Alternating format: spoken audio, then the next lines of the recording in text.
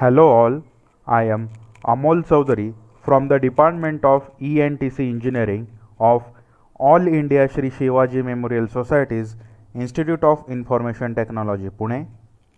In this video, I will be demonstrating the procedure to perform RTOS practical. Dear students, we are going to perform embedded systems and RTOS practicals using Sidearm IDE. You will see the shortcut for Sidearm IDE on the desktop. I will double click on it. Then I will click on OK. Then this will open my Sidearm IDE. By default, I don't have any particular project open, so I am seeing this particular blank screen.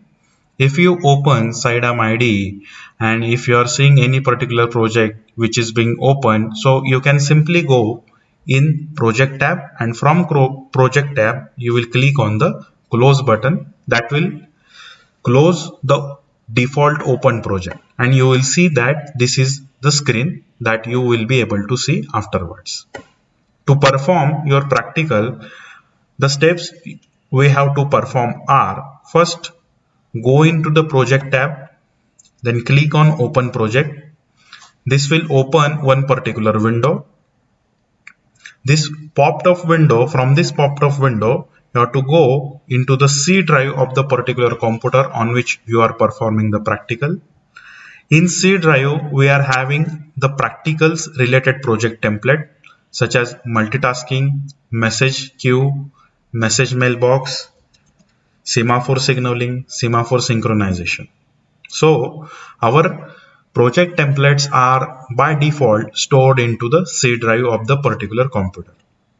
For example, suppose if you want to do multitasking practical, then locate the particular practical that you want to perform in C drive, open that particular folder. In that particular folder, you will see various subfolders like build, doc, src, tools, and you will see main.p51. Main.p51 is the project that we have to open. So I will open it. This will open the project of multitasking.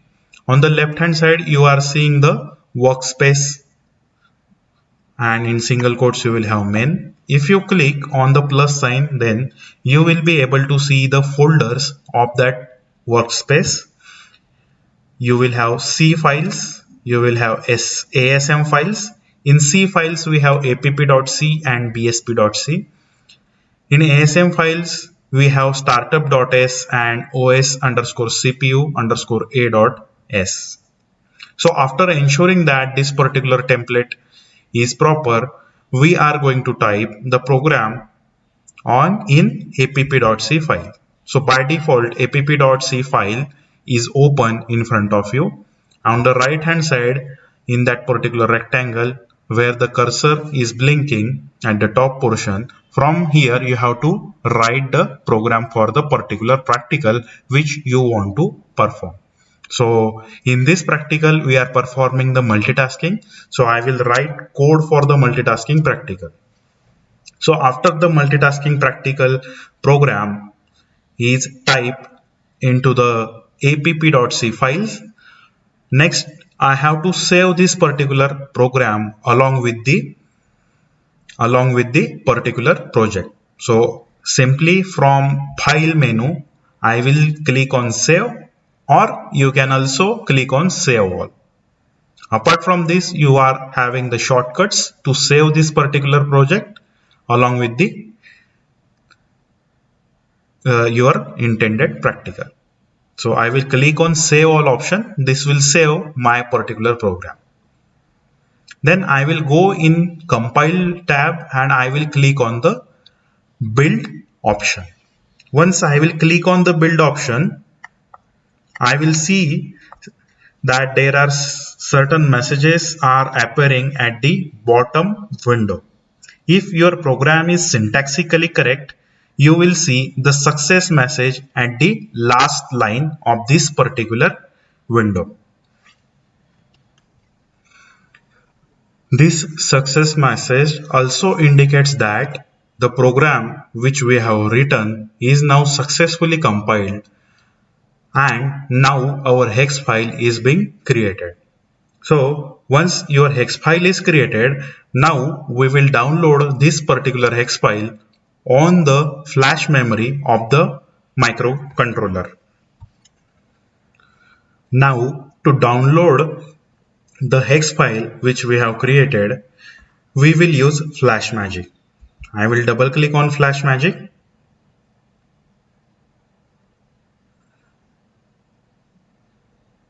And now this is what my FlashMagick is open.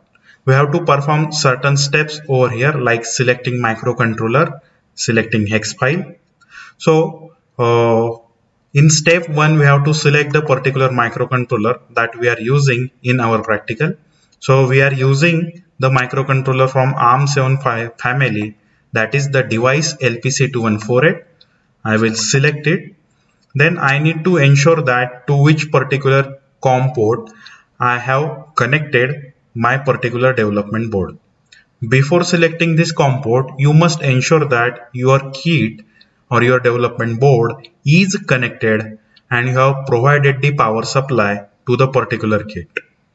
Okay, then you can simply search from the device manager about the port to which development board is connected.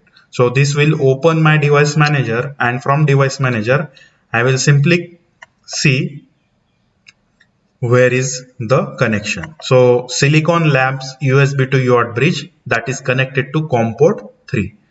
So I'll choose COM port as 3. So I have chosen it. Baud rate I will select as 19200. Oscillator frequency I have to select as 12, and from step 2 what I have to select is erase blocks used by hex file, which will erase all the blocks before downloading the particular hex file from the memory locations. So step 3, I will select my hex file from the C drive. For the same, I will go in this PC. I will open my C drive. I am performing multitasking practical. So I will open multitasking folder. In multitasking folder, I will see the subfolder build. I will open it. In build folder, I will see bin as again one subfolder. I will click on it, and over there I will see my hex file which is I want to download on the memory. So the name of the hex file is lpc2148.hex. I will open it. Okay, then we have to perform the certain steps. Before, click on the start button from the option number or step number 4. From the development board which we are having, this is a development board for ARM7 family, and this is what the LPC2148 microcontroller. So now we are ready to download our hex file for the program multitasking onto the memory of microcontroller. So first what we have to do, we have to press this particular switch so that we can download the hex file on microcontroller memory. So I will simply press this particular button. Once I will press this particular button, red LED will glow, and this will indicate that this particular development board now it is ready, with which we can download the hex file to the memory of the microcontroller. Before clicking the start button from the FlashMagick, we have to reset this particular microcontroller board. To reset this particular thing, we have provided this particular button.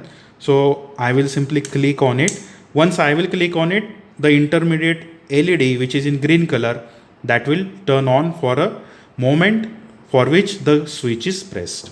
So you might have observed that particular LED was turned on. So I will press again and see, this is what now we have also press the reset button over here.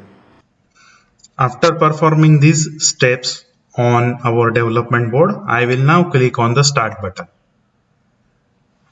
First, it will erase all the blocks and then it will start for the programming of the hex file on the memory. So at the bottom pane you will see that programming device, and as well as you will see that particular green color bar is having the in progress. So we will wait until this particular process is completed.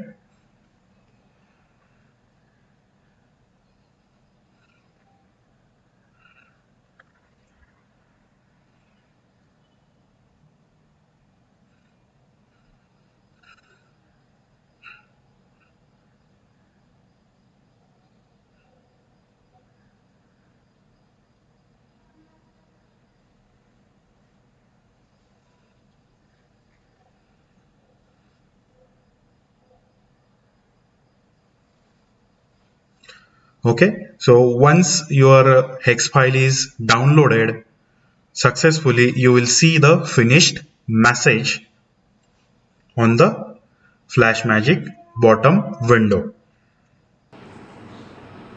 Now, to see the output, what things we have to do over here is first release this particular button which we have pressed while downloading the hex file. So I will release this. Once you will release this button, associated green LED will turn on, and thereafter you have to open the terminal from the FlashMagick. After releasing the button of the programming, now I will click on the Tools tab from FlashMagick. From there I will select Terminal. I will check whether COM port is selected as appropriate and baud rate is 19200. After ensuring these two fields, I will click on OK, and I will see this particular output window which is being opened. Now to see the output, what I have to do, I have to simply press the reset button from the development board.